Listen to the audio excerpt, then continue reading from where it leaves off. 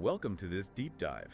It's so genuinely good to have you here with us. It really is. I'm so glad we're taking the time for this today. We're exploring something today that feels incredibly personal, the ultimate paradox of human attachment. Unpacking why holding on to love too tightly actually suffocates it. Right, and how we can reach this beautiful, elusive state of non-dependent attachment. We are bringing together ancient Buddhist wisdom and modern psychology, and honestly, the way they overlap is just fascinating. It touches the absolute core of how we relate to one another. It's a journey, really. It is. And to start this journey, I want to offer you, our listener, an image to hold on to. Just imagine for a moment that you are standing by a river at dawn. The air is completely still. Yeah, the air is still, the light is soft, and you reach down and cup your hands openly in the flowing water. And as long as your hands remain open, the water just fills them. Freely, generously, without any resistance at all.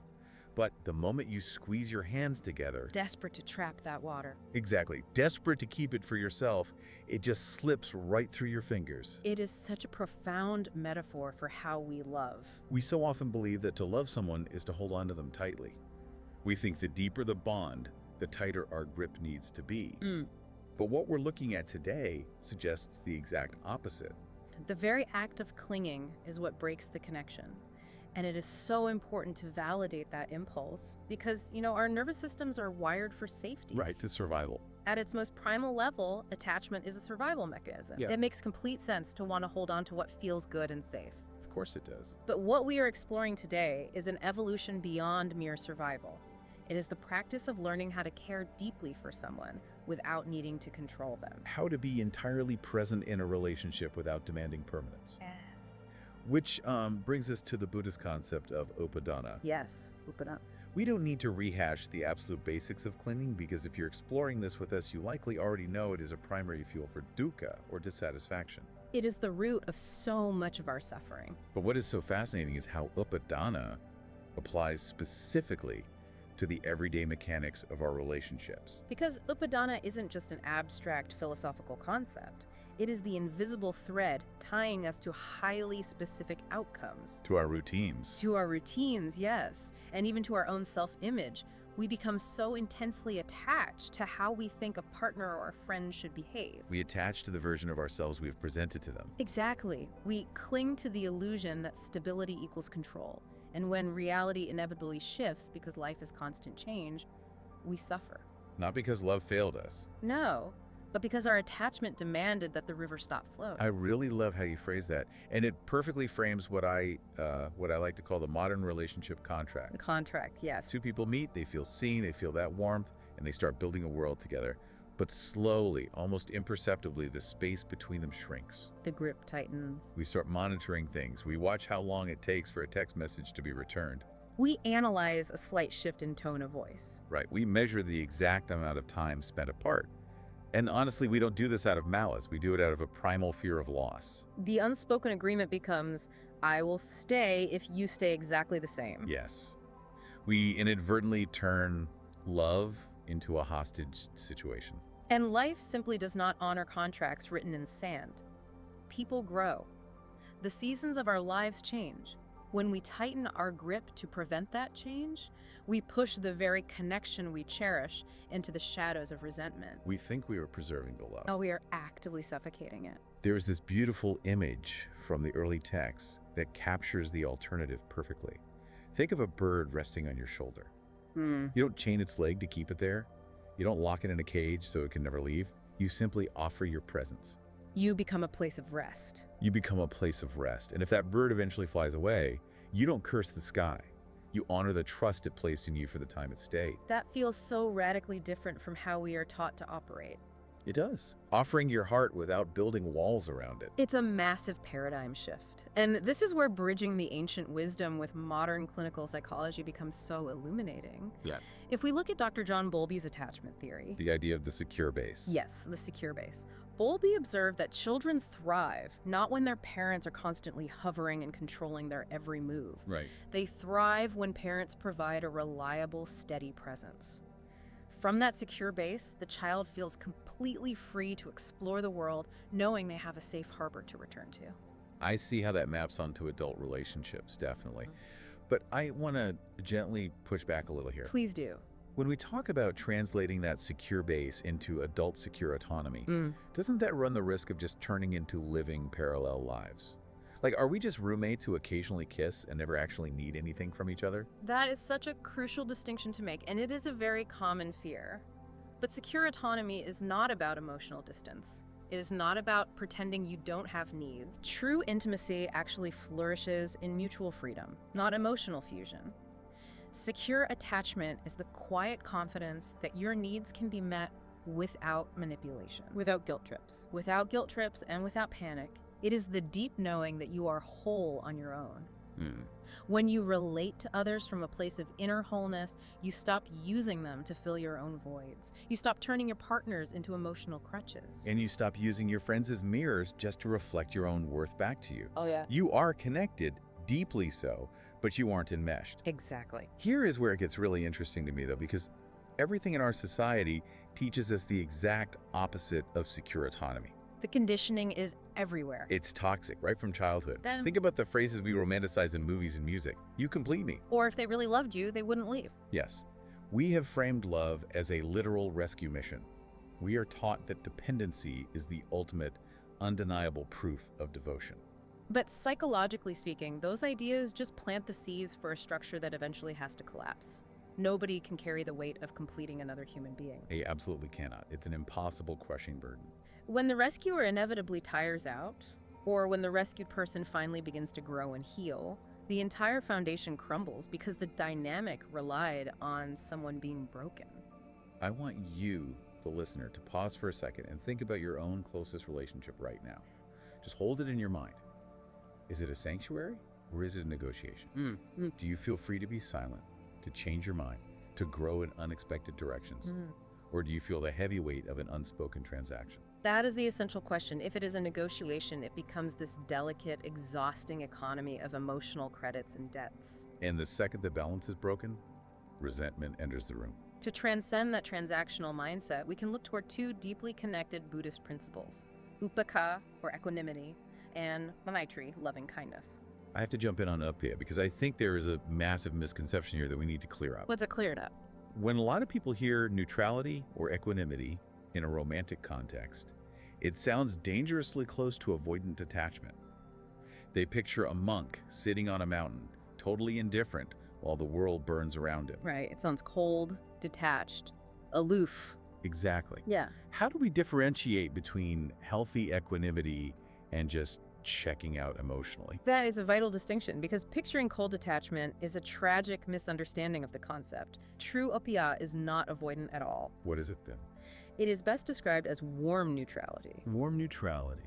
I like that. Think of it as a steady, quiet flame. It doesn't flicker violently in the wind of another person's bad mood, and it doesn't dim in the shadow of their perceived rejection. So it's about holding your own center. Yes.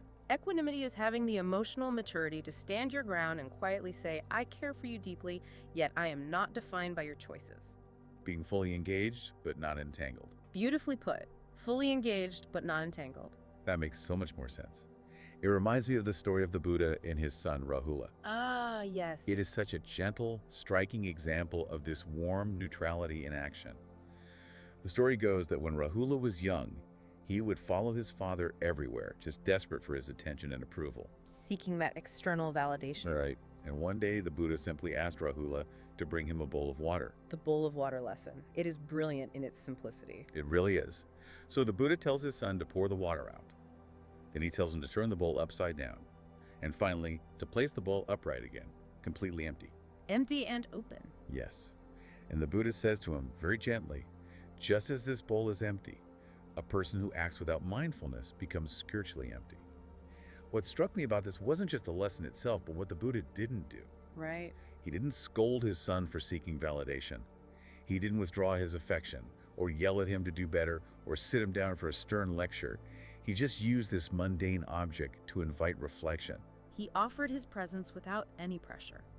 He loved Rahula, not for the enlightened, perfect being he could potentially become one day.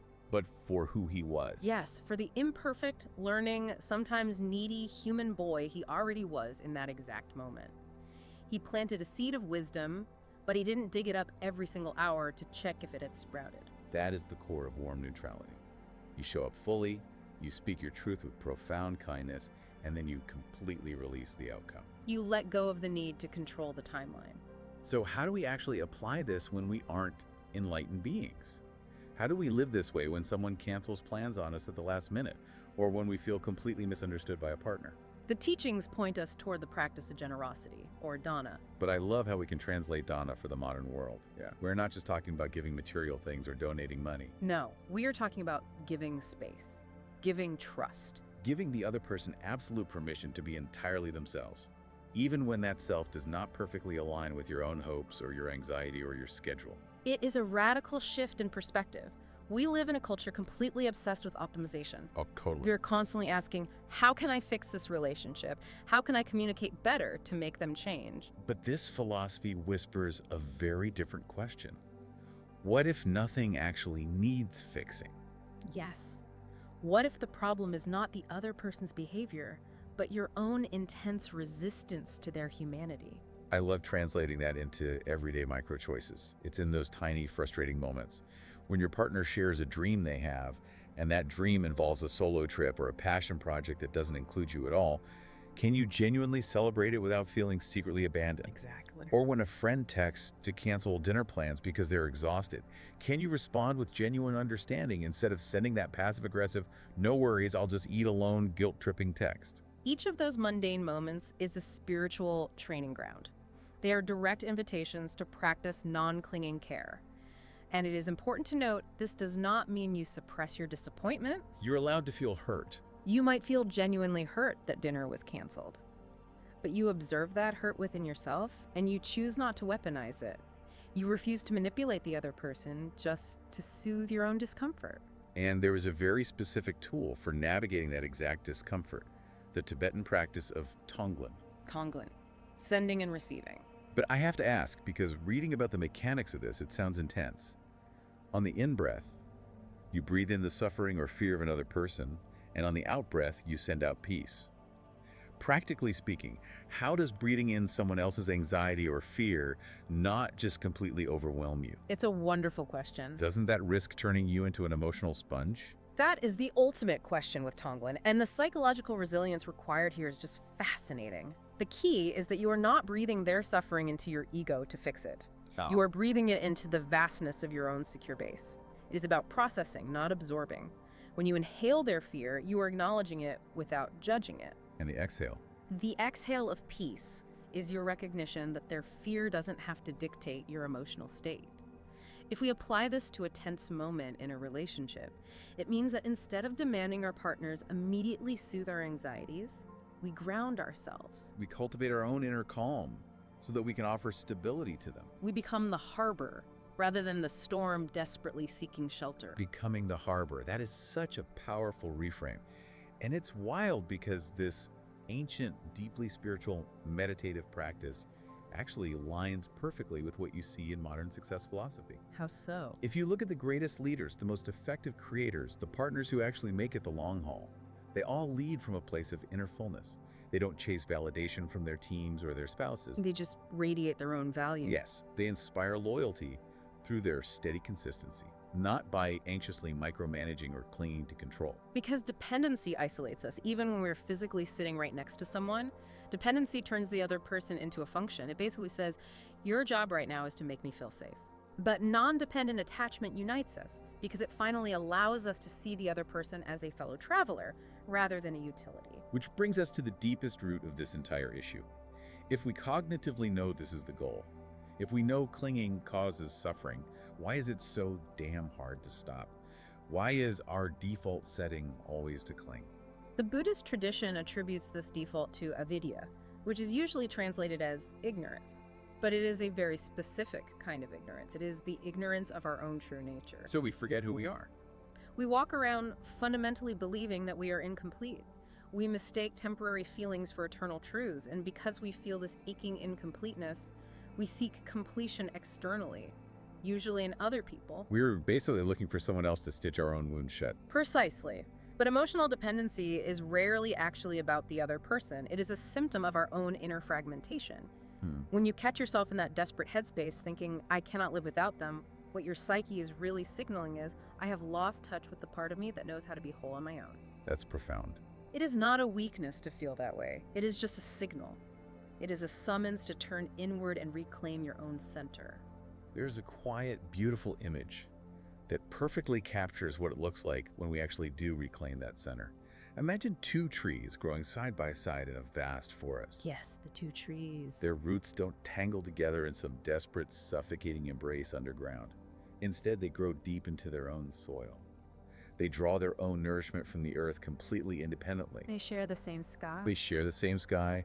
Their branches might brush against each other in the wind, but if a terrible storm comes and one tree falls, the other tree does not collapse with it. It grieves the loss deeply, but it remains standing. Rooted autonomy, shared sky. Rooted autonomy, shared sky. I love that. That is the ultimate model for human connection. When you don't need the other person to validate your baseline existence, you are finally free to actually love them. You love them for who they are, not just for the emotional service they provide for you. Yeah. So how do we build that rootedness? For you, our listener, looking to apply this to your life today, there are 3 incredibly practical, actionable steps for building this inner presence. It's not just theory, it's a practice. The first step is daily grounding, and this does not require an hour of silent meditation on a cushion. Just spend 5 minutes each morning before looking at your phone, reconnecting with your breath and your physical body. Just feeling your own weight. Offer yourself a simple, grounding reminder. I am enough, exactly as I am in this moment. It sounds overly simple, but you are establishing that secure base internally. The second step is emotional labeling. When you feel that familiar, panicky tension rising in a relationship, maybe they haven't texted back in 4 hours, maybe their tone was a bit short on the phone, pause.